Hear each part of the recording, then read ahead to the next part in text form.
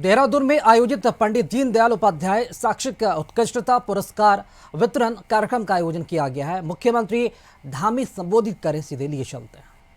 जो दिल्ली में कहते हैं कि सीबीआई हमारे साथ जबरदस्ती कर रही है, सीबीआई नहीं होनी चाहिए। आप लोगों ने राज्य के भी हमारे बहुत सारे नेताओं को देखा होगा, जब सीबीआई का नाम आता है तो कहते हैं सीबीआई नहीं होनी चाहिए, और इस वाले मामले में कहते हैं कि सीबीआई होनी चाहिए, क्योंकि सीबीआई या कोई अन्य एजेंसी जांच करती है तो उसमें एक प्रोसेस होता है लंबा, और वो प्रोसेस कई सालों तक चलता है, और कई सालों तक जब तक ये प्रोसेस चलता है सारी भर्ती प्रक्रिया स्थगित हो जाती है।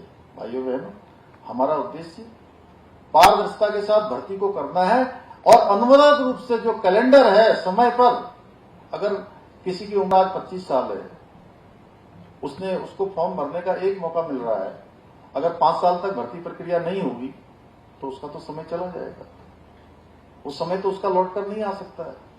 इसलिए हम ऐसा कोई अवसर नहीं देना चाहते। हमारी नीति भी साफ है, नियत भी साफ है। हम पारदर्शिता के साथ किसी भी छात्र का, प्रदेश के किसी भी भाई बहन का, बेटे बेटियों को, मैं उनके अभिभावकों को भी कहना चाहता हूं कि हम किसी भी कीमत पर उनके साथ अन्याय नहीं होंगे। उनकी योग्यता, प्रतिभा और उनकी क्षमता के साथ हर कीमत पर न्याय होगा।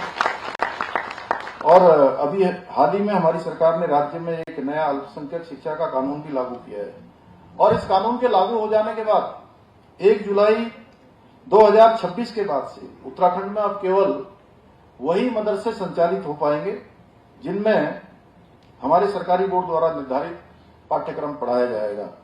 साथ ही मदरसे में पढ़ाने वाले धार्मिक गुरु जो बिना किसी शैक्षिक योग्यता के केवल धार्मिक आधार पर बच्चों के भविष्य के साथ खिलवाड़ कर रहे थे, उन पर भी लगाम लगाने का काम ये अल्पसंख्यक शिक्षा का विधेयक करेगा। हमारा प्रयास है कि राज्य के शिक्षा मंदिरों में तय मानकों के अनुरूप गुणवत्तापूर्ण शिक्षा दी जाए, न कि शिक्षा के नाम पर बच्चों को 500 साल पुरानी कबीलाई मानसिकता की ओर धकेला जाए। भाइयों बहनों, हमारी सरकार उत्तराखंड को देश का श्रेष्ठ राज्य बनाने के अपने विकल्प रहित संकल्प को पूरा करने के लिए पूरी तरह से प्रतिबद्ध है। उस प्रतिबद्धता के साथ हम काम कर रहे हैं। मेरा मानना है कि जब हम अपने इन नौनिहालों को, छात्र छात्राओं को, भविष्य के कर्णधारों को गुणवत्तापूर्ण शिक्षा प्रदान करने में सफल रहेंगे, तभी हमारा ये संकल्प पूरा हो सकेगा।